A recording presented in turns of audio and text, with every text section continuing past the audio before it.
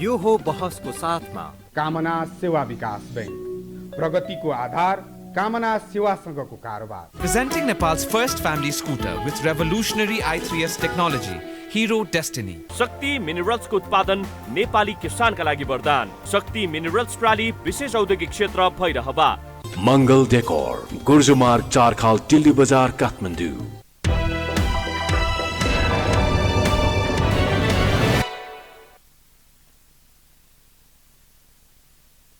हार्दिक स्वागत गर्दछु जीवराम भण्डारी।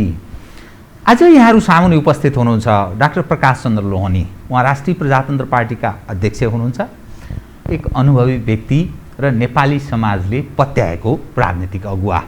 उहाँसँग आज म समग्र विषय उठान गर्नेछु। समग्र यसमानेमा राष्ट्रिय प्रजातन्त्र पार्टीको अबको अवस्था अनि समग्र राष्ट्रिय राजनीतिक घटनाक्रम, यसलाई राष्ट्रिय प्रजातन्त्र पार्टीको अध्यक्षको हैसियतले र स्वयं डाक्टर प्रकाश चन्द्र लोहनी कसरी हेर्नुहुन्छ, विश्लेषणात्मक र सूचनामूलक ढङ्गले म कुराकानी गर्ने प्रयत्न गर्नेछु। सर्वप्रथम म उहाँलाई स्वागत गर्छु। डाक्टर साहब स्वागत छ। धन्यवाद। डाक्टर साहब, म कहाँबाट सुरु गर्न थालेँ भने राष्ट्रिय प्रजातन्त्र पार्टीबाटै।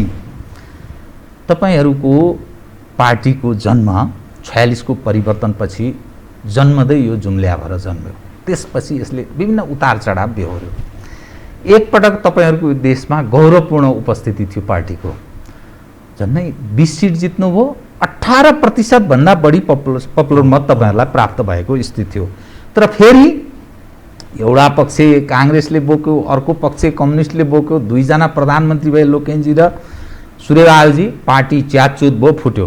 फेरि पनि तपाईँहरू फुट्दै फेरि एकीकृत तपाईँहरू हुनुभयो। अब फेरि सङ्कट उत्पन्न भएको जस्तो घटनाले देखाउँछ। म एउटा विषय उठान गर्छु। पार्टी अध्यक्ष तपाईँ 3 जना अध्यक्ष हुनुहुन्छ, तपाईँ हुनुहुन्छ, पशुपतिजी हुनुहुन्छ अनि कमल थापा। कमल थापा ट्विट के गर्नुहुन्छ भने 2 भन्दा बढी घोडाले तानेको रथले तीव्र गति लिन सक्दैन। यो सत्य नबुझेको होइन। सामान्य गतिमा हिँड्ने आशा थियो, तर गतिहीन नै होला भन्ने यस्तो सोचेको चाहिँ मैले थिइनँ।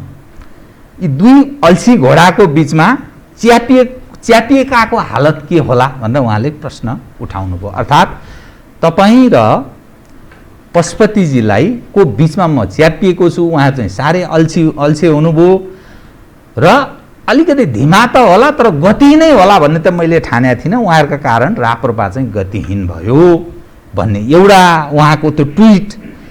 दोस्रो के गरिरहनु भएको छ कमल थापाजी भने संसद पुनर्स्थापना हुनु हुँदैन, चुनावमै जानुपर्छ। लाक्षणिक हिसाबले नेपालको राजनीति पोलराइज जसरी हुँदै गएको छ, राप्रपा कमल थापा समीपमा छ, कमल थापाको सरकारलाई सहयोग गर्नुपर्छ भन्ने दृष्टिकोण त्यस्तो देखा पर्दछ। उठबसको पनि आम सञ्चारमा कुरा आएको छ। यो समग्रमा हेर्दा राप्रपा फेरि फुट्न लागेछ भन्ने अर्थ लाग्दछ। यो मैले देखेको तस्बिरलाई मैले यहाँसँग उजागर गर्ने प्रयत्न गरेँ।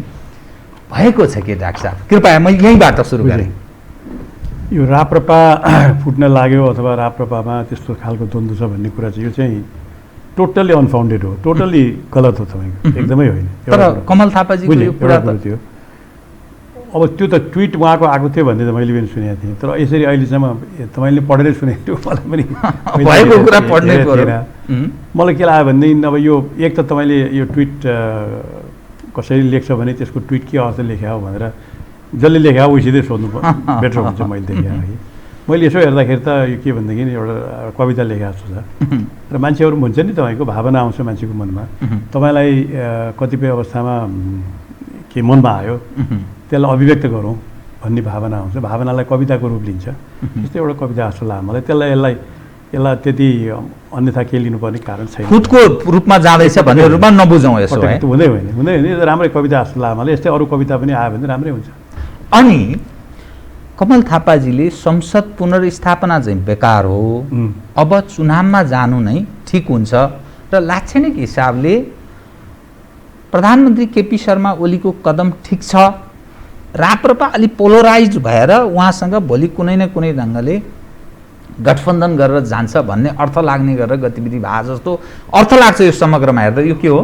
त्यो पनि तपाईँको अलि जे छ त्योभन्दा बत्ता पढ्या हो कि जस्तो लाग्यो मलाई मान्छेहरूले पढ्या। किनभने हामीहरूको दृष्टिकोण अहिले के छ भने हामी वस्तुवादी भएर ठिक कुरालाई ठिक भनेर मान्ने, ठिक कुरालाई समर्थन पनि गर्ने। केपी ओली सरकारसित हाम्रो न कुनै खास मित्रतै छ, न कुनै खास दुश्मनी नै छ। उहाँ पनि पहिले तपाईँको एउटा सडन कालखण्डमा जब देशलाई नाकाबन्दी भएको थियो त्यो बेलामा केपी ओलीजीले सबभन्दा सहयोग गर्ने त म पनि थिएँ, तपाईँको लेखेर बोलेर हरेक कुरामा। त्यसकारण त्यो अन्यथा उहाँहरूसितको हाम्रो सम्बन्ध अन्यथा त्यो केही पनि छैन। जहाँसम्म तपाईँको चाहिँ एउटाले एक पक्षलाई गर्ने नगर्ने भन्दा पनि हाम्रो दृष्टिकोण चाहिँ के छ भनेदेखि चाहिँ इस्युज हेरेर मात्रै जाने हो। ठिकलाई ठिक भन्ने, बेठिकलाई बेठिक भन्ने, समयअनुसार जाने, त्योभन्दा पर्दा केही पनि छैन। अर्को कुराको हदमा चाहिँ के भने चुनावको सम्बन्धमा चाहिँ हामी त बहुदलीय संसदीय व्यवस्थामा गएको पार्टी। हाम्रो पार्टीमा चाहिँ सबै पार्टी वास्तवमा भोलि सत्तामा आउनुको लागि चुनावैबाट आउनुपर्छ। मैले त अहिलेसम्म तपाईँको एकपटक त्यो पार्षद एकपटक संविधान सभामा चाहिँ उसबाट आएको हुँ म, के भने यो समानुपातिबाट। नभए सधैँ म चुनावै लडेर आएको मान्छे हुँ। म चुनाव त्यस्तै म जस्तै अरू साथीहरू पनि चुनावै लडेर आउनु, चुनावबाट तर्सने हाम्रो पार्टीमा कोही पनि छैन। हामी चुनावलाई जनताको स्तरमा गएर एउटा चाहिँ हेर्ने चाहिँ एउटा अवसरकै रूपमा लिन्छौँ तपाईँको अघि। खालि कुरा के भनेदेखि चुनाव गर्ने, तर चुनाव गर्ने विधि प्रक्रिया चाहिँ संवैधानिक हुनु पऱ्यो, संविधान अनुसार हुन्छ भनेदेखि त्यसको कुनै आपत्ति नै छैन। त्यसकारण यसले चाहिँ समर्थन गर्छ, यसले चाहिँ चुनावको कसैको समर्थन गर्यो कसैको विरोध गर्यो भन्ने भन्दा पनि त्यो होइन कि तपाईँको विधि र प्रक्रिया अनुसार चुनाव हुन्छ भने, संविधान अनुसार चुनाव हुन्छ भने नेपालको संविधानले अहिले के भन्छ जस्तो पहिले भनेको थियो तपाईँको। पहिले हाम्रो केपी ओलीजीले भङ्ग गर्नुभयो, हामीले भने यो असंवैधानिक भयो भनेर भन्यो। त्यसमा कमल थापाजी, म, पशुपति हामी सबैले भन्यो असंवैधानिक भयो भनेर। असंवैधानिक भयो भनेर हामीले भनिसकेपछि सर्वोच्चले पनि त्यो असंवैधानिकै भन्थ्यो फेरि, होइन? अब त्यो आफूलाई असंवैधानिक भनेपछि बस्नु हुन्थेन त्यो हाम्रो प्रधानमन्त्रीको आफ्नो मापदण्ड, उहाँको कुन मापदण्ड छ थाहा छैन, होइन? उहाँको मापदण्ड अनुसार भयो। फेरि अहिले गर्नुभयो। अब हाम्रो दृष्टिकोणमा हेर्दाखेरि चाहिँ के भने संवैधानिक छैन त्यो, उहाँले असंवैधानिक काम गर्नुभएको छ। 76 त यो त यति भइसक्यो, 76 3बाट 76 4मा जानु पर्दैन? त्यसलाई चाहिँ त्यो संविधानको दफालाई नै फालिदिने र 76 5मा जानुभयो। 76 5बाट 76 7मा उफ्रिन पाइन्छ? 76 6 छ नि त। भने संविधानलाई दुरुपयोग गरेर राष्ट्रपतिको पदलाई एउटा खेलौनाको रूपमा प्रयोग गरेर राष्ट्रपतिको पदलाई नै गिराउने काम जुन भएको छ, यो चाहिँ ठिक भएन है। यो ठिक भएन। चुनावसित कसैले डराएको होइन, तर जे हुन्छ त्यो चाहिँ तपाईँको चाहिँ विधि र प्रक्रिया संविधान अनुसार हुनुपर्छ। संविधान अनुसार नहुने हो भने यो अधिनायकवाद प्रजातन्त्रको नाममा अनुदार अधिनायकवादमा देशको रूपान्तरण हुन्छ। त्यस्ता भएका छैन अहिलेको संसारमा। त्यो कुरो हुनुपर्छ चाहिँ रोक्नुपर्छ भन्ने चाहिँ हामीहरूको जुन दृष्टिकोण, मलाई लाग्छ हाम्रो पार्टीभित्र त्यही दृष्टिकोणै छ। व्यक्त गर्दाखेरि आफ्नो तरिकाले व्यक्त गरिन्छ, कुरो त्यति हो। म चुनावका बारेमा डाक्टर साहबसँग पछि जान्छु, राप्रपाकै केही विषय उठान गर्छु, त्यसपछि ताजा पछिल्लो राष्ट्रिय राजनीतिक घटनालाई म उजागर गर्ने प्रयत्न गर्छु। अनि कमल थापाजी केपी ओलीजी यतिखेर के प्रयत्न गर्दै हुनुहुन्छ भने विभिन्न पार्टीका मानिसहरूलाई आफ्नो नेतृत्वको मन्त्रीमण्डलमा सामेल गर्ने प्रयत्नमा हुनुहुन्छ। उहाँको एक्सनहरू हेर्दा एकपछि अर्को एक्सन हेर्दा के देखा पर्दछ भने यो प्रतिनिधि सभा पुनर्स्थापित हुन सक्छ। त्यसो भयो भने म प्रतिवाद गर्ने त्यो तागत अर्थात् त्यो बहुमत सिद्ध गर्ने हिसाबले प्रस्तुत भइरहनुपर्छ। त्यसकारण जसपाको ठुलो हिस्सालाई उहाँले मन्त्रीमण्डलमा सामेल गर्नुभएको छ। 9वटा मन्त्रालय, 11 मन्त्री त्यहाँ प्राप्त भएको छ। जसपा सुनिन्छ त्यहाँ 32 जना सांसदमध्ये 21 सांसद सरकार परस्त पक्ष हावी भएको छ, अर्थात् बाबुराम र उपेन्द्र असाध्यै निरीह देखा पर्दछ। सुनिन्छ राप्रपा पोलराइज्ड भएको कुरा आम सञ्चारमै आएको कुरा गरिरहेको छु म, यहाँले प्रतिवाद अघि नै गरिसक्नुभयो। राप्रपालाई पनि त्यो मन्त्रीमण्डलमा सामेल हुने अफर छ भनिन्छ। त्यो के हो? त्यो के अफर आयो भने जाने, नभए पनि ठिक हो। पहिले प्रश्न गर्नु तपाईँ एकदम ठिक हो।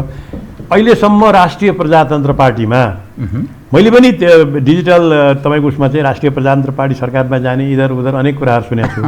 अहिलेसम्म राष्ट्रिय प्रजातन्त्र पार्टीको कुनै पनि तपाईँको इकाइमा हामी 3टै अध्यक्षहरूको बिचमा पनि सरकारमा जाने नजाने अथवा सरकार सम्बन्धी कुरै भएको छैन, जुन कुरामा कुरै भएको छैन होइन। त्यो इस्यु आइसकेपछि त्यो इस्यु कुनै बखत आयो भने त्यो बेलामा राष्ट्रिय प्रजातन्त्र पार्टीका अब तपाईँको विधिवत खडा भएका इकाइहरूमा गएर छलफल होला, निर्णय होला। तर अहिलेसम्म न कमल थापाजीले भन्नुभएको छ, न पशुपतिजीले भन्नुभएको छ, न मलाई थाहा छ, हामी कसैलाई पनि थाहा छैन होइन। त्यस कारण त्यो जब इस्यु नै हामीहरूको बिचमा आइसकेको छैन र I'm telling you very frankly, यो एकदम तपाईँको सत्य कुरा हो, यसको बारेमा कुनै इस्यु नै आएको छैन। बाहिर चाहिँ अखबारमा आइरहेको छ, अब हामीहरू हेरेर हाँसिरहेको छ नि, त्यति फगत चर्चा भइरहेको छ। अनि तपाईँको पार्टीसँगै सम्बन्धित महाधिवेशनको पनि चर्चा हुने गर्छ तपाईँहरूको। तपाईँहरू 3 जना अध्यक्ष हुनुहुन्छ, तपाईँहरूको पृष्ठभूमि व्यक्तित्व अलग खालको छ, एउटा टावरिङ पर्सनालिटी पनि छ। सुनिन्छ यो दोस्रो तेस्रो पुस्ताका मानिसहरू अलि असन्तुष्टि पनि जाहेर गर्दैछन्। नेतृत्व पङ्क्तिले जति काम गर्ने आशा गरिएको थियो त्यो अनुरूपको गरेको छैन क्या हो भन्ने पनि दृष्टिकोण राखेको छ। तपाईँ अहिले अध्यक्ष भएको नाताले महाधिवेशन हुन्छ कि हुँदैन, एक कहिले हुन्छ, दोस्रो महाधिवेशन भयो भने तपाईँ फेरि अध्यक्षमा उठ्ने हो के गर्ने हो बताउनुहोस् त। 3 जना हुनुहुन्छ, कमल थापाजीको आफ्नो हिसाब होला, पशुपतिजीको म उहाँहरूसँग अलग्गै कुरा गरौँ, तर तपाईँको कृपया। मेरो तपाईँको आफ्नो दृष्टिकोण खुल्ला किताबै जस्तो छ है। तपाईँको हाम्रै महाधिवेशन गर्नुपर्छ भनेर महाधिवेशन 20 वैशाखको 27-29 गतेतिर महाधिवेशन हामीले तोकेका थियौँ। महाधिवेशनको लागि तपाईँको सक्रिय सदस्यताको वितरण प्रक्रिया पनि सुरु भएको छ। हामीले कमसे सकिन्छ भनेदेखि 3 लाख सक्रिय सदस्यता पुर्याउने लक्ष्य लिएर हामीहरू गएको हौँ है। ठाउँ ठाउँमा सक्रिय सदस्यता र यसपालिको महाधिवेशन यसपालिको विशेषता के छ भने त्यो महाधिवेशनका प्रतिनिधिहरू सक्रिय सदस्यहरूबाट चुनिनुपर्छ, अब चुनिनुपर्छ बकाइदापूर्वक। यो प्रक्रिया सुरु भएर तपाईँको थुप्रै जिल्लाहरूमा जिल्ला समितिहरू गठन भएका छन्, भइसकेका छन् र थुप्रै जिल्लाहरूमा चाहिँ सक्रिय संस्थाको वितरण एकदम गइरहेको थियो। यो कोभिडले गर्दाखेरि सबै कुरो बन्द भएको छ। त्यसकारण यो पार्टी सक्रिय नभएको, पार्टी अगाडि नगएको भन्ने कुरा त हुँदै होइन। अब यो कोभिडमा गएर अब तपाईँसित अहिले कुरा गर्दा तपाईँ मेरो अघिल्तिर तपाईँ चाहिँ मास्क लगाइराख्नु भएको छ, म चाहिँ यो लगाएर बसिरहेको छु। अब हजारौँ मान्छेसित भोलि गएर गर्दाखेरि तपाईँ के कसरी जान सक्नुहुन्छ तपाईँ भनेको त्यो इन्फेक्सन रेट अहिले पनि नेपालमा 28%, 30% छ। त्यो तपाईँको 3-2मा नआइकन चाहिँ ठुल्ठुलो सभा सम्मेलन गऱ्यो भने त्यो डिजास्टर हुन्छ अघि। त्यस कारण त्यो परिवेशमा अहिले हामी गर्न नसकेका हो। महाधिवेशन त गर्नै पर्छ, महाधिवेशन गर्नुपर्छ जब उपयुक्त समय आउँछ, जब यो रोगको चाहिँ सम्भावना भेला गर्दाखेरि रोगको सम्भावना नहुने स्थितिको सिर्जना हुन्छ, त्यो बेलामा महाधिवेशन गर्नुपर्छ र पार्टीले महाधिवेशन गरेर संस्थागत रूपमा आफ्नो अघिल्तिर जानुपर्छ। एउटा कुरो त्यो, त्यसमा कुनै शङ्का छैन। दोस्रो कुरो अब को उठ्ने नउठ्ने भन्ने कुरामा हेर्नुहोस् के भनेर भने अब 3टा अध्यक्ष पनि म पनि हो।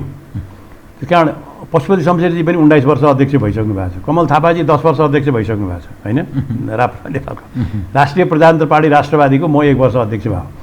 र त्यसैले अध्यक्षमा अब म उठ्छु, मैले चाहिँ इच्छा गरेँ भने त्यो कुनै अननेचुरल चाहिँ हुँदैन, नेचुरल हुँदैन। मलाई विश्वास छ म नेतृत्व लिएर यसलाई चाहिँ एउटा साँच्चीकै एउटा राष्ट्रवादी प्रजातान्त्रिक र इमान्दार पार्टीको रूपमा देशमा रूपान्तरण गराउन सक्छु भन्ने कुरा चाहिँ मलाई दृढ विश्वास छ। तर यति हुँदाहुँदै पनि मलाई अर्को पनि मेरो दृष्टिकोण के छ भनेदेखि र म यही तपाईँकै फोरमबाट म यो राखि नै दिन चाहन्छु, के भनेर भनेदेखि चाहिँ अहिले सायद पशुपतिजीलाई पनि कमलजीलाई पनि म राखि नै दिन चाहन्छु के भने हामी 3 जनाले छोडिदिउँ, तिनैजनाले छोडिदिउँ र दोस्रो पुस्ताका जो छन् दोस्रो पुस्ता मध्येबाट ल तपाईँहरू आउँ भनेर हामी किन तपाईँको उनीहरूलाई नदिने दिउँ। त्यसको मतलब हामी पार्टीबाट बाहिर हुने हो भने होइन, हामी पार्टीमै रहन्छौँ, पार्टीका नेतै भएर रहन्छौँ, पार्टीको बनाउनको लागि हामी घोडा जस्तो दौडेर जान्छौँ, कुद्छौँ पनि, कुद्नको लागि कोही कमी छैन यहाँ होइन। त्यसकारण त्यो काम हामी गर्छौँ। तर पार्टीलाई अब एउटा नयाँ नेतृत्वलाई दिने मौका पनि दिइदिउँ, हामी 3 जनाले छोडिदिउँ र दोस्रो पुस्तालाई चाहिँ हस्तान्तरण गरिदिउँ। त्यो कुरो चाहिँ वास्तवमा मेरो मनमा लागि पनि रहेछ। अघि त्यो मनमा लागि पहिलोपटक भन्दै हुनुहुन्छ तपाईँ? पहिलोपटक हो, अहिले मैले कसैलाई भने पनि छैन, पहिलोपटक म जे कुरो मनमा लाग्छ त्यो पार्टीको सबै साथीहरूलाई थाहा होस् कि हामी 3 जनाले छोडिदिउँ, 3 जनाले छोडिदिएर दोस्रो पुस्तालाई दिउँ। यो किनभने हाम्रो उद्देश्य पार्टी बनाउने हो, हाम्रो उद्देश्य पार्टीलाई बलियो गर्ने हो। यो पार्टीले एउटा देशलाई यो रूपान्तरित गर्न सक्ने संवैधानिक राज संस्थालाई नेपालमा ल्याएर नेपालको हिन्दू पहिचानलाई कायम गरेर 5 वर्षमा नेपालको रूपान्तरित गर्न सक्ने त्यो क्षमता छ हामीमा। त्यति विवेक पनि छ, बुद्धि पनि छ, क्षमता पनि छ, तागत पनि छ।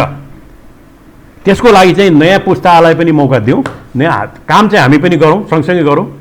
त्यसको मतलब कोही न्यूनीकरण हुनुपर्छ भनेको होइन। भारतमै हेर्नुहोस् तपाईँ नरेन्द्र मोदी प्रधानमन्त्री हुनुहुन्छ, पार्टीको अध्यक्ष को छ? पार्टीको अध्यक्ष सबै कुरा ठुलो होइन। त्यसकारण हामी 3 जनाले नै छोडिदिउँ, नयाँ पुस्तालाई पनि काम गर्ने मौका दिउँ र यो पार्टीलाई एउटा नयाँ मोडमा, नयाँ एउटा शक्तिको रूपमा, तपाईँको साँच्चीकै यो देशको राष्ट्रवादी प्रजातान्त्रिक शक्तिको रूपमा चाहिँ यसलाई अगाडि लैजाउँ भन्ने चाहिँ मेरो चाहिँ दृष्टिकोण त्यो छ अहिले। अनि कमल थापा र पशुपतिजी अध्यक्षका लागि भिड्ने मुडमा जानुभयो भने तपाईँ के गर्नुहुन्छ? त्यो बेलामा विचार गरौँला अघि, त्यो बेला। तर यो चाहिँ प्रस्ताव तपाईँको यसरी जाँदा ठिक हुन्छ भन्ने मेरो प्रस्ताव चाहिँ त्यही बेलामा विचार गरौँला। त्यो बेलामा के गर्नुपर्छ भने त्यही बेलामा विचार गरौँला। किनभने कहिले भन्छ नि खोला आइसकेपछि कसरी पुल हाल्ने भन्ने कुरा त्यही बेला खोला हेर्दै गर्नुपर्छ भन्ने। तर त्योभन्दा अगाडि नै मेरो चाहिँ प्रस्ताव के छ भनेदेखि चाहिँ हामी 3 जनाले छोडिदिउँ। 3 जनाले छोडिदिएर तपाईँको नयाँ सेकेन्ड जेनेरेसनका नेताहरू छन्, तपाईँका काम गर्न सक्ने नेताहरू छन्, उहाँहरूमध्येमा कसैले आउनुहोस्, उहाँहरूमध्येमा कसैलाई चाहिँ पार्टीको अध्यक्ष हुने। त्यसको मतलब हामी निष्क्रिय हुने भनेको होइन, हामी झन् सक्रिय भएर पार्टीलाई बनाउनमा लागौँ, पार्टीले देशव्यापी रूपमा पार्टीलाई बलियो गराएर लागौँ, आफ्नो एजेन्डाहरू लिएर जाउँ र यो चुनावमा चाहिँ राष्ट्रिय प्रजातन्त्र पार्टीले नम्बर 1 पार्टीको रूपमा अगाडि लैजाउँ। लैजाने उपयुक्त स्ट्राटेजी भनेको नि अहिले यही हो।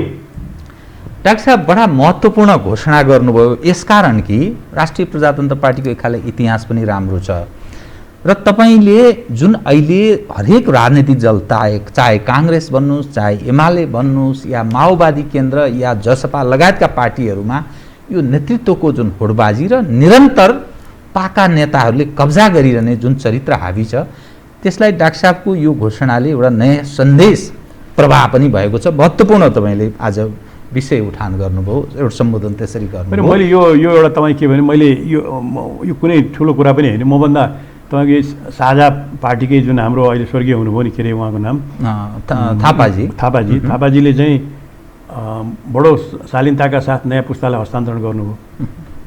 मैले त साँच्चीकै एप्रिसिएट गरेँ, त्यो एउटा ठुलो गुण, ठुलो क्षमता हो। पनि हामी मात्रै के नहौँ, हामी मात्रै तपाईँको यो पार्टीलाई लैजान सक्ने हौँ भन्ने त्यो दम्ब चाहिँ अब चाहिँ हामीले पनि राख्नु हुँदैन। तपाईँको मेरो धारणा चाहिँ दम्ब राख्नु हुँदैन। मै मात्रै के हुँ र मै मात्रै सबै कुरो भन्ने होइन, आफूलाई एकताली छोडिदिउँ।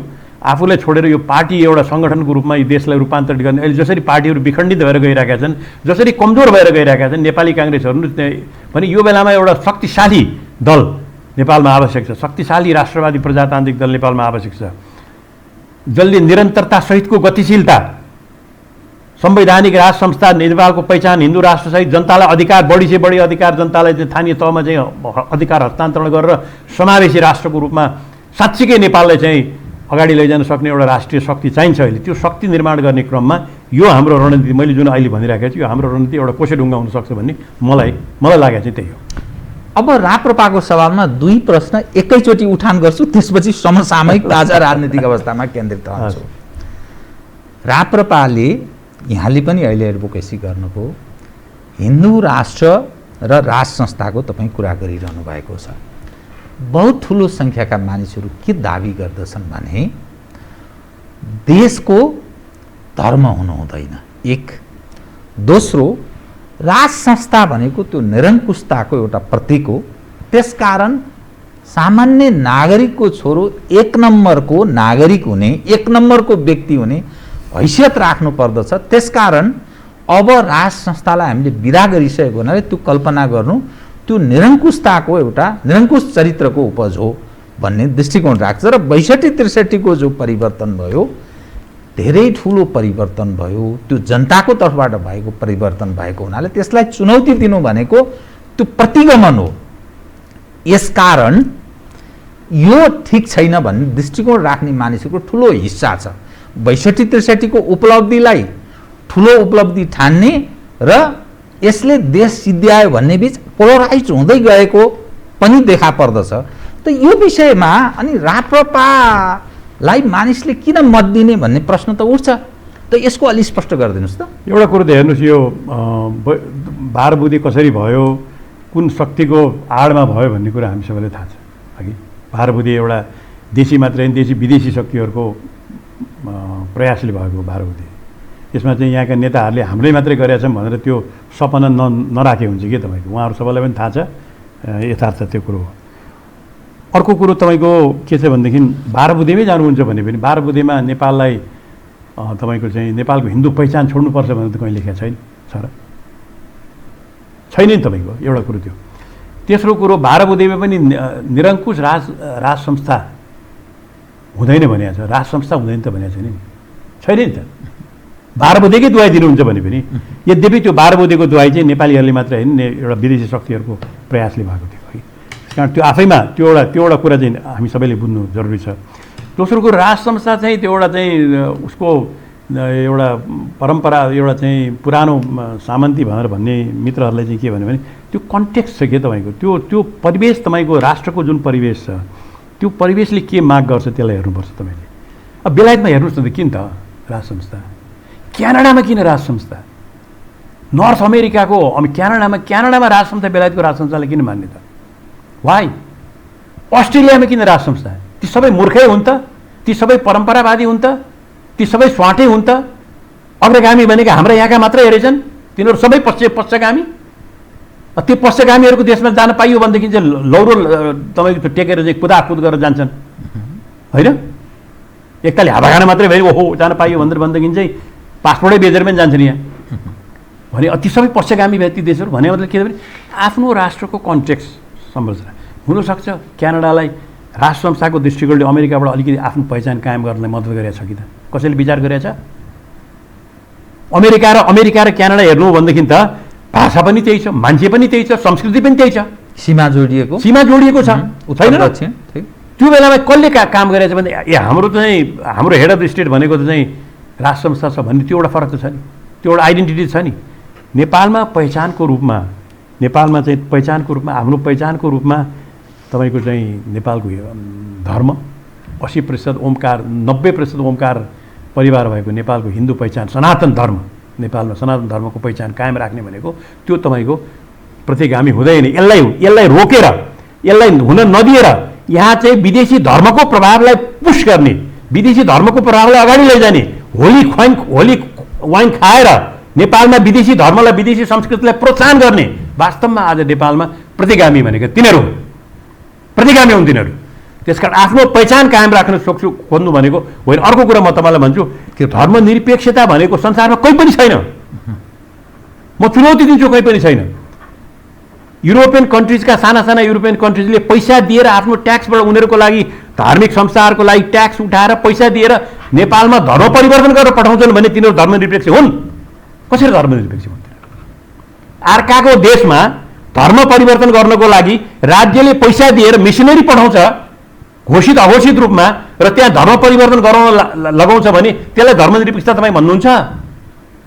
पक्षपोषण भयो, पक्षपोषण हो त्यो त। धर्मनिरपेक्ष कोही पनि छैन। त्यसकारण हामी के भन्छौँ भने धर्म हामीले त पहिचान मात्रै भनेको छौँ। हिन्दू र अरू कुनै धर्मको कुनै रूपरेखा राख्नु भने त्यो संविधान अन्तर्गतै हुन्छ, कमन ल अन्तर्गतै हुन्छ, सिभिल ल अन्तर्गतै हुन्छ। तर हाम्रो पहिचान हिन्दू धर्मको राख्दाखेरि, सनातन धर्मको हाम्रो पहिचान राख्दाखेरि नेपालको राष्ट्रियता राष्ट्रिय अखण्डतालाई बल पुग्छ।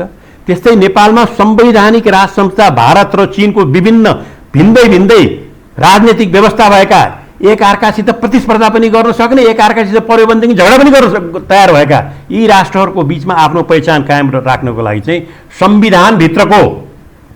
संविधानभित्रको राज संस्था नेपालको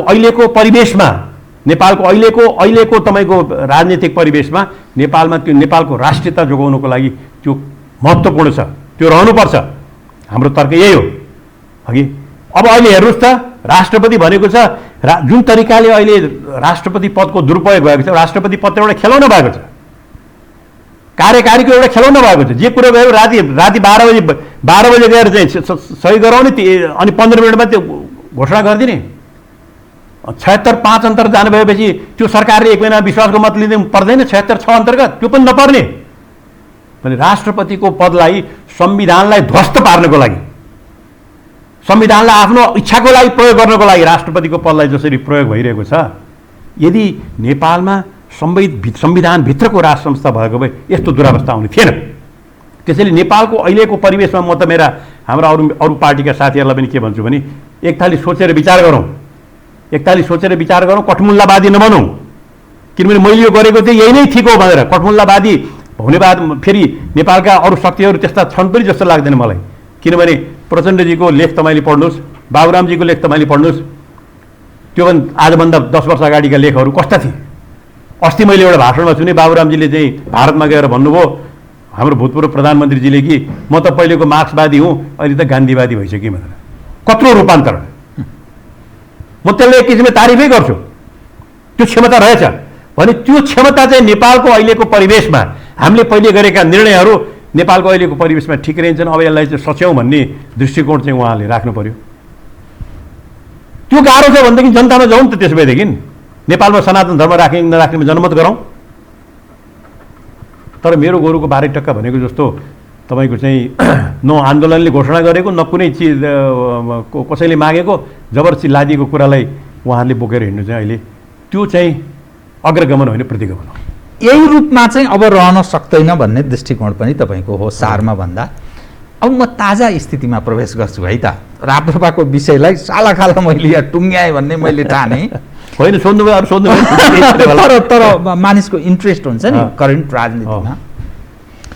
एकपछि अर्को राजनीतिक घटनाक्रम कसरी अघि बढिरहेको छ भने प्रधानमन्त्री जति कदम चालिरहनु भएको छ त्यसलाई अदालतले उल्टाइदिरहेको छ, तर उहाँ निरन्तरता चाहनुहुन्छ। पार्टीहरू छिन्न भिन्न हुँदैछन् क्रमशः। एमाले विभाजन भयो तर त्यो घोषणा हुन मात्रै बाँकी छ, त्यस रूपमा मानिस बुझ्दैछन्। जसपा सालाखाला विभाजित भएको स्थिति छ। स्वयं माओवादी केन्द्र रामबहादुर थापा, लेखराज भट्ट, टोपबहादुर रायमाझी लगायतको एउटा हिस्सा केपी ओलीको नेतृत्वमा सामेल भइसक्नु भएको छ। नेपाली काङ्ग्रेसमा त्यो सङ्कट त्यति देखा पर्दैन र तपाईँहरूमा पनि तपाईँले जुन ढङ्गले अहिले उदारतापूर्वक हामी नेतृत्व चढौँ, नयाँ पुस्तालाई हस्तान्तरण गरौँ भनेपछि तपाईँहरूमा त्यत्रो समस्या छ भन्ने अर्थ लागेन। यो घटनाक्रम हेर्दाखेरि जुन अहिले सरकारमाथिको अविश्वास र प्रधानमन्त्री एकपछि अर्को कदम चालिरहनु भएको छ, उहाँमाथि नथी लाग्दै गएको छ र एकपछि अर्को असफल देखिन्छ केपी ओलीजी। सुदूरपश्चिमको सरकारको सवालमा उहाँले प्रयत्न गर्नुभयो, त्यहाँ असफल हुनुभयो। कर्णाली प्रदेशको सरकार उप उहाँ असफल हुनुभयो अनि यो गण्डकी प्रदेशको सवाल उप पनि उहाँको असफलता हिजो देखा पर्यो। यसो होलमा हेर्दा त्यो लुम्बिनीतर्फ जाँदैछ अनि बागमतीतर्फ जाँदैछ अनि अरूतिर पनि। यो समग्रमा जुन राजनीतिक तस्बिर देखा पर्छ कि यो व्यापक राजनीतिक ध्रुवीकरण हुँदैछ र नेपालको राजनीति एउटा उथल पुथलको दिशातर्फ उन्मुख हुँदैछ। चुनाव पनि हुँदैन, सरकारले निरन्तरता कसरी पाउँछ भन्ने बारेमा अन्यलको स्थितिबाट नेपाली जन गुज्रिरहेका छन्। डाक्टर साहबको अलिकति कुरा सुनाउँ न। यो जो दृश्य मैले बताएँ यो के सङ्कट उत्पन्न हुन लागेको अर्थको रूपमा पनि मान्छे बुझ्छन्, के हो यो? होइन, सङ्कट उत्पन्न लागेको छ तपाईँको। र पहिलो त म तपाईँको पहिलो एउटा प्रेमिस थ्योरी अब थ्योरमै भन्नुहोस्, कृपया। डेमोक्रेसी अड्ने हो भनेदेखि पार्टीहरू बलियो हुनुपर्छ, त्यो चाहिँ थ्योरम हो। त्यसैले कुनै पनि रूपमा पार्टीहरू चाहिँ तपाईँको कमजोर भएर जानु। हामी त नेकपा जुन एमाले पनि फुटोस् भन्ने चाहँदैनन्, किन पार्टी फुटेर गयो भनेदेखि जनताको भावनालाई लिएर सक्ने, त्यसलाई जोडेर ल्याउन सक्ने भनेको देशभरि आफ्नो सङ्गठनको हैसियतले जनताको भावना ल्याउन सक्ने भनेको पार्टीहरू नै हो। पार्टीहरू कमजोर भएर जानु भनेको प्रजातन्त्र कमजोर हुनु हो। त्यसकारण हाम्रो एउटा हामीहरूको पार्टीको तर्फबाट भन्नुहुन्छ भने हामी कुनै अरू पार्टी फुटेको त्यो नेपालको लागि हित हुन्छ भन्ने चाहँदैन। नेपाली काङ्ग्रेस पनि फुट्नु हुँदैन सबैजना, तर परिस्थितिले लिएर आउँदो रहेछ, परिस्थितिले घटनाक्रमले लिएर आउँदो रहेछ। अब यो लिएर आउने क्रममा चाहिँ सबभन्दा अहिले चाहिँ के भन्दा एउटा नेपाल सरकारको जुन किसिमको रवैया देखियो नि, नेपाल सरकार अहिलेको नेतृत्व भन्नुहोस्, 5 वर्षलाई पाएको म्यान्डेट जनताले कत्रो आशा गरेर म्यान्डेट दिएको थिए, त्यो म्यान्डेटलाई बाँदरको हातमा नरिवेल जस्तो भयो। अहिले एक्ज्याक्टली भएको त्यही झन्डै निकटको 2/3 बहुमत, निकटको 2/3 भएकोले बाँदरको हातमा नरिवेल जस्तो भयो। र एउटा मैले के भने अरबहरूको एउटा पढ्दाखेरिको साथी थियो, उसले के भन्थ्यो भने उनीहरूको देशमा चाहिँ गडबड भइरहँदाखेरि मैले सोधेँ क्या हो तिमीहरूको देशमा यस्तो भन्दाखेरि, हेर भगवान्ले मान्छे बनाउँदाखेरि हरेक मान्छेलाई काना के भनेर पढाइदिन्थ्यो अरे भने भगवान्ले, हेर है पृथ्वीमा गएर देखाउनु अरूभन्दा सबैभन्दा तगडा त्यही होस् भन्ने कुरो साबित गर है भनेर काना हालेर देखाइदिन्थ्यो। सबै सबै मान्छे अरूभन्दा म तगडा छु भनेर साबित गर्न खोज्दै तपाईँको त्यो समाज सिद्धिएर जान्थ्यो, देश सिद्धिएर जान्थ्यो। हाम्रो पनि त्यस्तै भए भन्थ्यो, मलाई पनि यस्तै लाग्यो। प्रधानमन्त्रीजीको पनि के भने अरूभन्दा सबैभन्दा चाहिँ म के हो, म चाहिँ सबैभन्दा सबैलाई काँचै खाइदिन्छु, म जतिको पोलिटिकल सेन्स भएको, म जतिको चाहिँ तपाईँको क्षमता भएको कोही पनि छैन भन्ने भए पनि हुन्थ्यो। छैन भन्ने उहाँको अहम हो कि के हो थाहा छैन। उहाँले त्यत्रो एउटा हातमा आएको नरिवेललाई उहाँले समात्न सक्नु भएन र यो संविधान त उहाँको लागि त के भनेदेखि सबभन्दा शक्तिशाली, सबभन्दा टेवा नै संविधान हो। वास्तवमा भन्नु छ भने यद्यपि यो संविधानको है 2-3 कुरा चाहिँ हाम्रो ठुलो असहमति छ, त्यसलाई संशोधन गर्नुपर्छ भन्ने कुरा हामी दृढ छौँ र गराउँछौँ पनि, हेर्नु होला, गराउँछौँ पनि।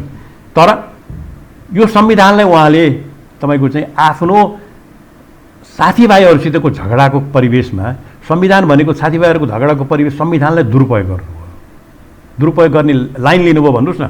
ठिक बेठिक उहाँको दृष्टिकोण लाइन हो, ठिकै होला। लाइन लिएर संसदलाई विघटन गरिदिनु भयो। पहिलो संसदलाई विघटन गर्दाखेरि तपाईँलाई विघटन गर्ने अधिकार चाहिँ ठिक छ, चुनावमा जानको लागि त कोही तपाईँको चाहिँ पछि हट्या छैन। म आफै पनि सधैँ जितेर आएको मान्छे हुँ। चुनाव जितेर एक पटक तपाईँको 15 भोटले हारेको थिएँ, अदालतले फेरि जिताइदियो मलाई। म जितेरै आएको मान्छे हो। म त चुनावमा लड्नको लागि म लगायत पशुपति शमशेर जितेरै आएको, कमल थापा जितेर सबै जितेर आएको हो नि त।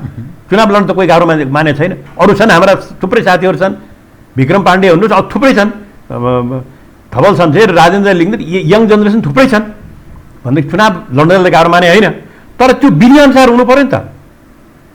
यो विधिले तपाईँलाई चुनाव गर्ने अधिकार दिएको छ कि त संविधान बदल्नुहोस्। त्यसैले यो तपाईँले असंवैधानिक काम गर्नु हो भनेर हाम्रो पार्टीले लेखेरै दिएको थियो, निकालेपछि सर्वोच्चले पनि त्यही भन्थ्यो, तिमीले असंवैधानिक काम गर्यौ भनेर।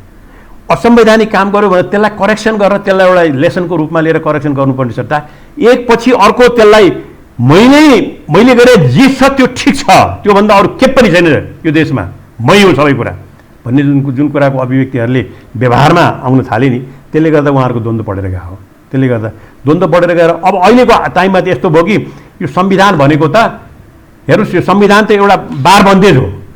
यो बारबन्देज हो जस्तो योभन्दा मैले यता हात राखे पनि खस्छ, होइन खस्छ, ग्राभिटीले तान्छ भने चाहिँ यो बारबन्देज हो।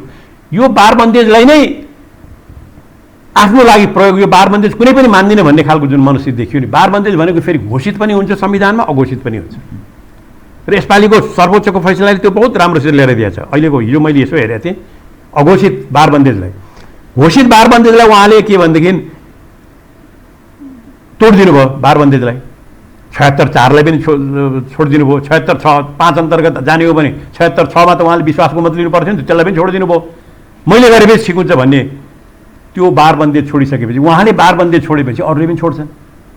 तपाईँले नियम मान्नु भएन, म नियम मान्छु, अर्कोले पनि नियम मान्न थाल्छ। त्यो त घोषित हो। अघोषित कसरी भनेर भन्दाखेरि जस्तो अहिले तपाईँको अध्यादेशका कुराहरू आए।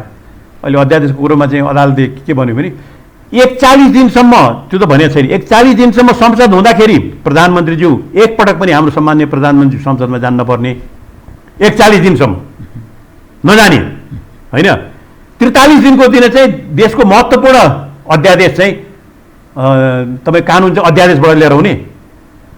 ठिक छ, तपाईँलाई चाहिँ अध्यादेशबाट यो ल्याउनु यो नल्याउनु भनेर चाहिँ कानुनमा लेखेको छैन होला, तर दुईटा संसदको बिचमा, दुईटा संसद चलेको बिचको अवधिमा सरकारलाई गर्नै पर्ने काम पर्यो भने, नगरी नहुने काम पर्यो भनेदेखि चाहिँ त्यो बेलामा अध्यादेश ल्याउनुपर्छ भने होइन त।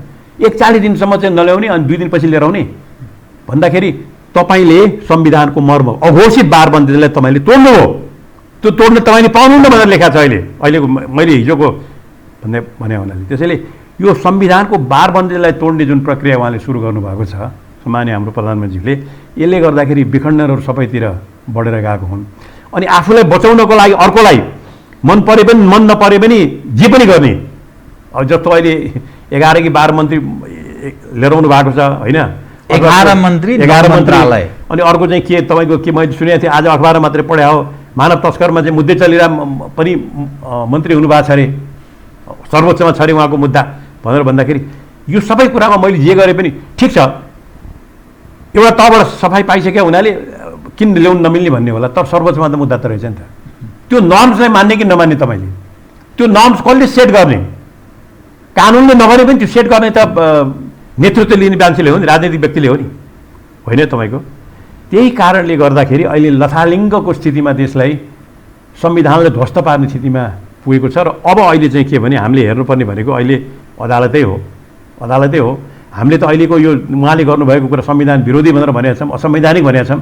तर यति भनिसकेपछि पनि यसको निरूपण त गर्ने अन्तिम अधिकारी त न राप्रपा हो, न चाहिँ तपाईँको चाहिँ नेपाली काङ्ग्रेस हो, न कोही हो। यसको अन्तिम अधिकारी हाम्रो संविधानले अदालतले दिएको छ।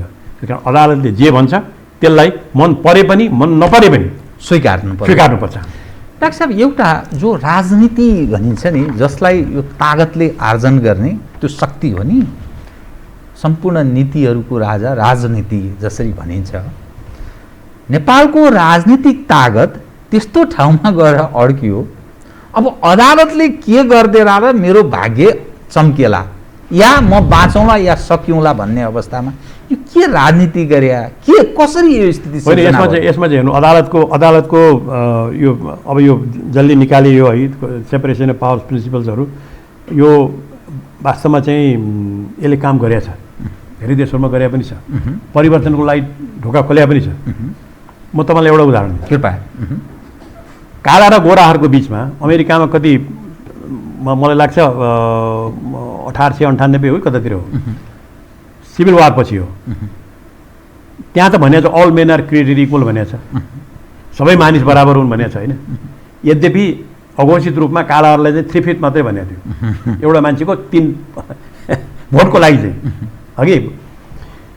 तर त्यहाँ गएर त्यहाँको अदालतले के भन्यो, मान्छे संविधानले भनेको छ ठिकै हो, मान्छे बराबर छन्, त्यही बराबर भएको हुनाले कालालाई छुट्टै सुविधा, गोरालाई छुट्टै सुविधा भनेर बाथरुम पनि छुट्टै, यो पनि छुट्टै, ऊ पनि छुट्टै भनेर एउटा शोषणको जुन ल्यायो नि, त्यही अदालतले फेरि हेर्नुहोस्, त्यही अदालतले यो गर्नु गलत हो, यो चाहिँ संविधानको भावनाको विपरीत हो भनेर त्यही अदालतले व्याख्या गरेको नि।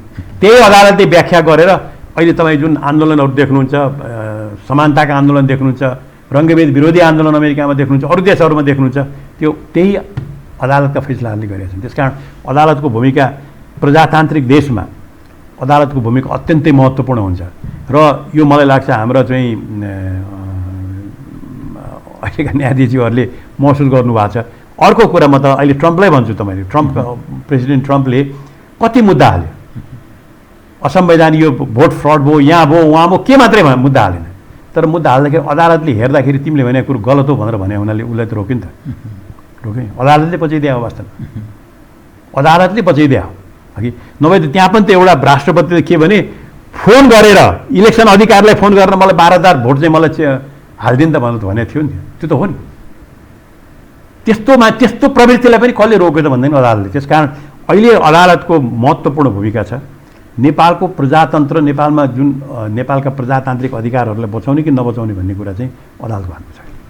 डाक्टर साहब, अब यससँगै जोडिएर आउने विषय, यो जुन ठाउँमा जुन अवस्थातर्फ नेपालको राजनीति प्रवेश गरेको छ, शेरबहादुरजी वैकल्पिक प्रधानमन्त्रीको दाबी गरिरहनु भएको छ, उहाँलाई साथ दिइरहनु भएको छ एमालेको एउटा हिस्साले, प्रचण्डजी र जसपाको एउटा हिस्साले। त यदि ओलीजीको बहिर्गमन सँगै शेरबहादुरजीको आगमन त्यसले राजनीतिक स्थिरता स्थायित्व दिन्छ र जुन अहिलेको अन्यलको जो अवस्था छ नि, सालाखाला यी परीक्षण भइसके मानिसहरू बिच नै फेरि प्रतिस्पर्धा भइरहेको छ, त त्यसले चाहिँ के राजनीतिलाई ठिक मार्गमा लैजान्छ भन्ने रूपमा बुझ्ने हो? को बहिर्गमन हुन्छ, को आगमन हुन्छ भन्ने कुरा त्यो हामीसित म त्यति त्यसमा इन्ट्रेस्टेड, तपाईँको त्यति कुनै प्रेफरेन्स छैन तपाईँको। को बहिर्गमन, को शेरबहादुरजी आउनुहुन्छ कि अथवा रामचन्द्रजी आउनुहुन्छ कि अथवा को आउँछ उहाँहरूको पार्टीले निर्णय गर्ने कुरा हो, त्यस्तो अवस्था आयो भनेर भने। तर एउटा कुरो के स्थापित हुन्छ भनेर भन्दाखेरि संविधानलाई का दिएका दफाहरूलाई चाहिँ च्यालेन्ज गर्न चाहिँ, त्यसलाई दुरुपयोग गर्न चाहिँ पाउँदैन है तैँले भन्ने कुरा थाहा हुन्छ। त्यो महत्त्वपूर्ण कुरा हो। तपाईँको समय लाग्छ खेलेर जानको लागि है, तर यो प्रिन्सिपललाई स्थापित भएर संविधानलाई आफूको लागि प्रयोग गर्छु र संविधानले तोकेका बार बन्देजहरूलाई चाहिँ म भाँच्छु, त्यसलाई खतम पार्छु र म आफू चाहिँ एउटा चाहिँ तपाईँको चाहिँ अधिनायकवादी एउटा चाहिँ शासकको रूपमा म जान्छु भन्ने यदि कसैमा मनस्थिति आयो भने त्यो बेलामा त्यो गर्न पाउँदैन हो भन्ने कुराको चाहिँ अहिलेको जुन निर्णयहरूले त्यसलाई चाहिँ प्रभावित गर्छ। त्यो महत्त्वपूर्ण हो। मान्छे को आउँछ भन्ने कुरा त अब नेपालको अहिलेको पोलिटिक्समा कोएलिसन पोलिटिक्स छ, को आउँछ भन्ने कुरामा चाहिँ तपाईँको चाहिँ त्यो त कसैले भन्ने कुरा भएन। डाक्टर साहब, केपी ओलीको एउटा खाले इमेज विगतमा उहाँले के सन्देश प्रवाह गर्नुभयो भने म राष्ट्रवादी हुँ अथवा देशभक्त हुँ, जसरी उहाँले नाकाबन्दीको सवालमा अडान लिनुभयो, कालापानी लिपुलेक लिम्पियाधुराको नक्सा जारी गर्नुभयो, अनि चीनसँगको व्यापार तथा पारवाहनको त्यो सम्झौताको पनि कुरा आयो। एउटा जुन खालको छवि उहाँले प्रवाह गर्नुभयो, तर एमसिसीको सवालमा कतिपय मानिसले आपत्ति जनाइरहेका छन् उहाँको अडानका बारेमा पनि। तर घटनाक्रम हेर्दै जाँदा पछिल्लो समयमा उहाँले जारी गरेको नागरिकता प्राप्ति सम्बन्धी अध्यादेश अनि सर्वोच्च अदालतले त्यसमा लगाइदियो आदेश। यसरी अहिले अन्तरिम आदेश जारी गर्यो, रोक यो नगर।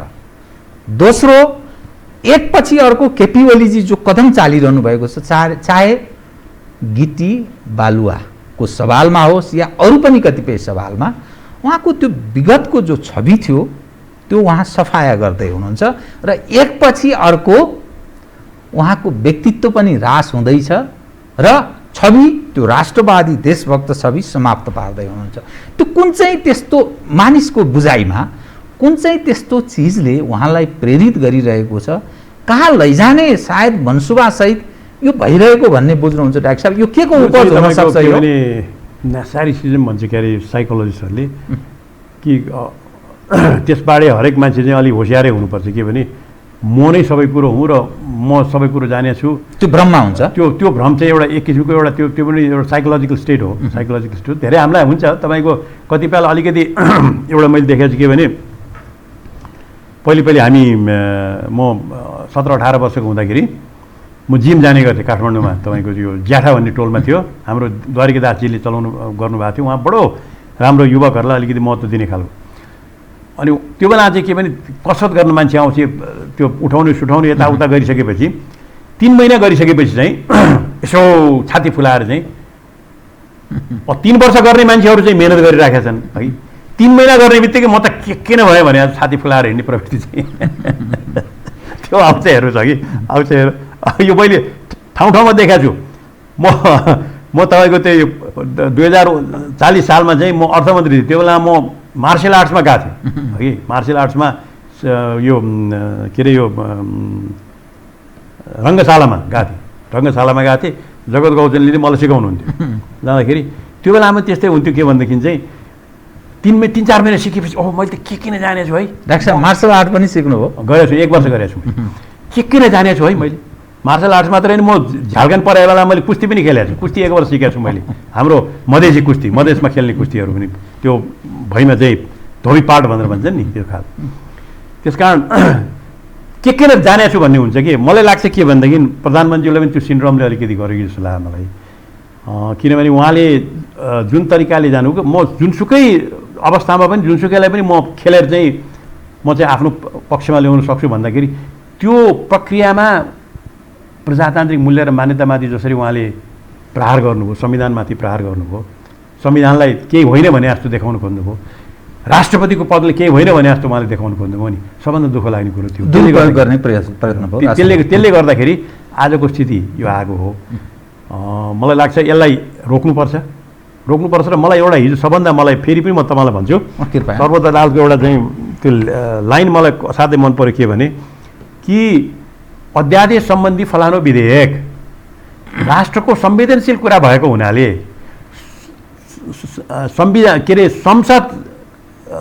संसद चाहिँ बन्द भएको 2 दिनमै भित्रमै त्यो लिएर चाहिँ ठिक भएन, नियत खराब छ भन्ने ठिक भएन भनेको मतलब के संसदलाई तिमीले अवहेलना गर्यौ है।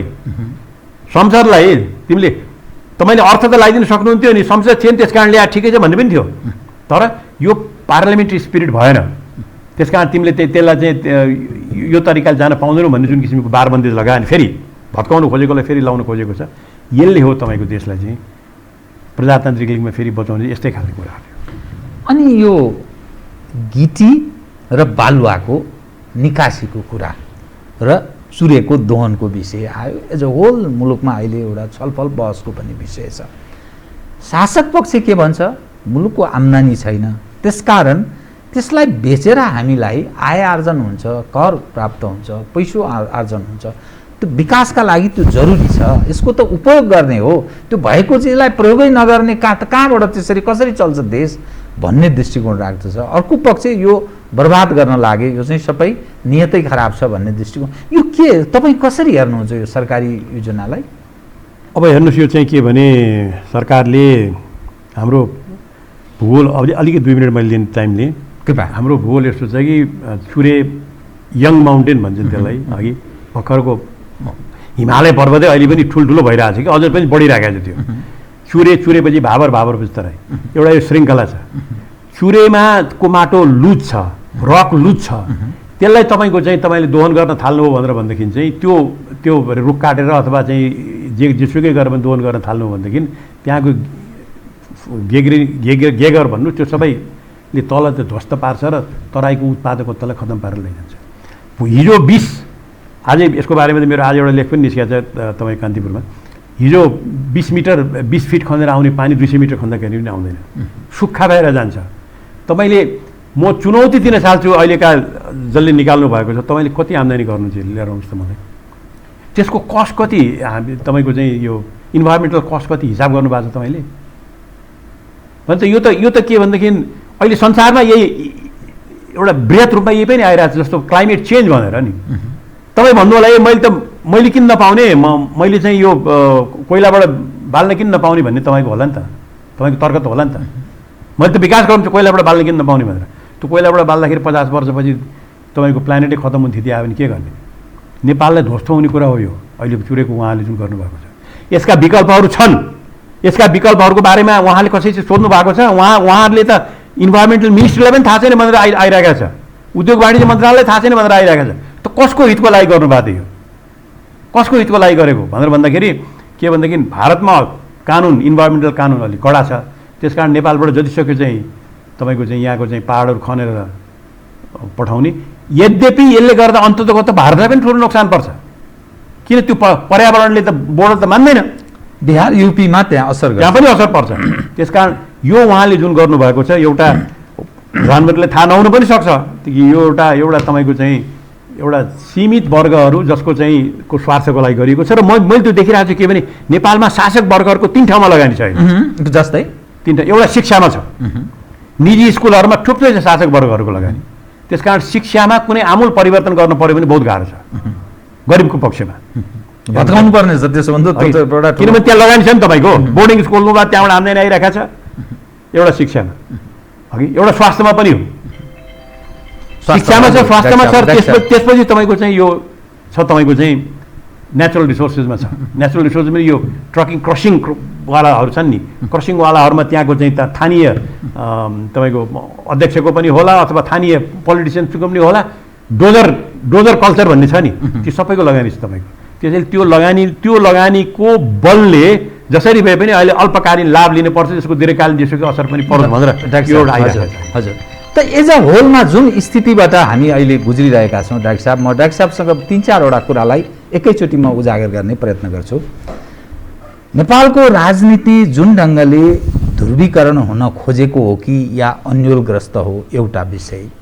दोस्रो विषय समग्रमा अब यथास्थितिमा नचल्ने हो भने विकल्प पनि केही छ भन्ने तपाईँ ठान्नुहुन्छ कि या म कार्यक्रमको अन्त्यतिर आएको हुनाले? विकल्प तपाईँ के भनेर भनेदेखि चाहिँ यो 12 बुँदेको जुन बन्देजबाट हामी हट्नुपर्छ।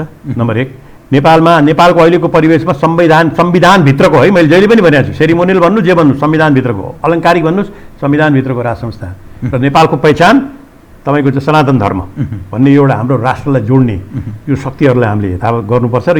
र यो संविधानका राम्रा प्रजातान्त्रिक पक्षहरू छन्, तिनलाई जोगाएर लैजानुपर्छ। शक्ति बढीभन्दा बढी गाउँपालिकामा हस्तान्तरण गर्नुपर्छ, अधिकार हस्तान्तरण गर्नुपर्छ, त्यसलाई बलियो गराउनुपर्छ। प्रदेशको सवालमा अहिले कसरी काम गरिरहेको छ, यो ठिक छ कि छैन भन्ने कुरामा फेरि विचार गरौँ।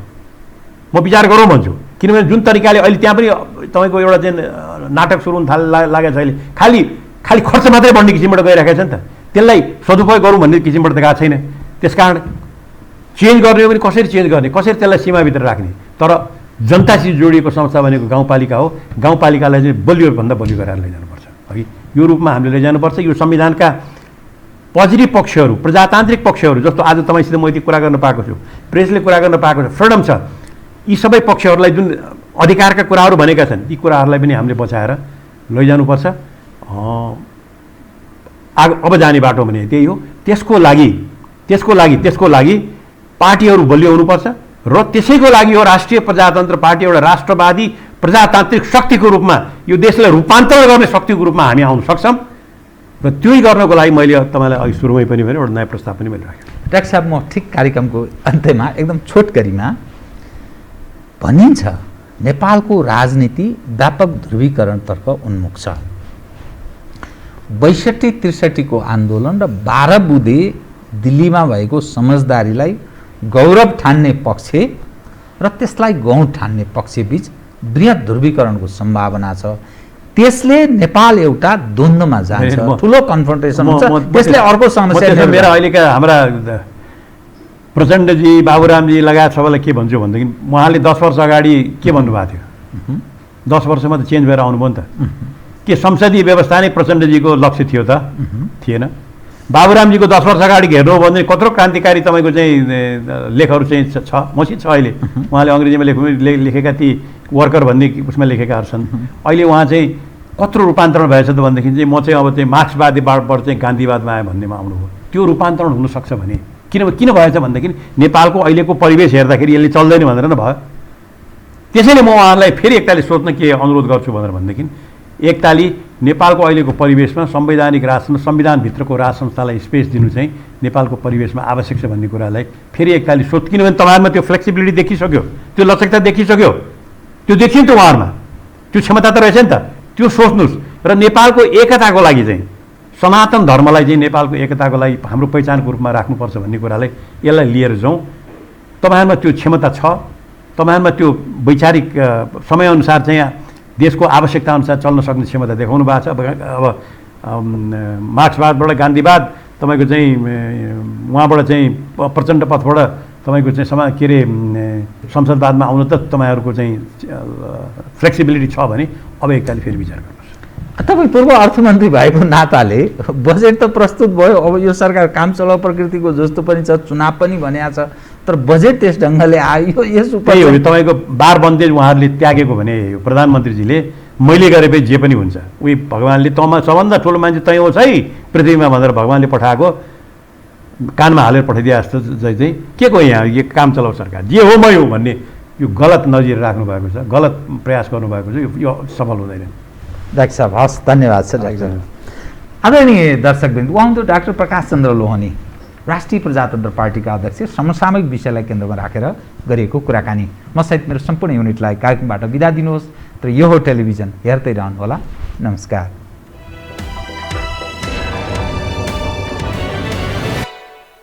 यो हो बहसको साथमा कामना सेवा विकास बैंक, प्रगतिको आधार कामना सेवासँगको कारोबार। Presenting Nepal's first family scooter with revolutionary i3s technology, Hero Destiny. शक्ति मिनरल्सको उत्पादन नेपाली किसानका लागि वरदान। शक्ति मिनरल्स प्रणाली विशेष औद्योगिक क्षेत्र भैरहवा।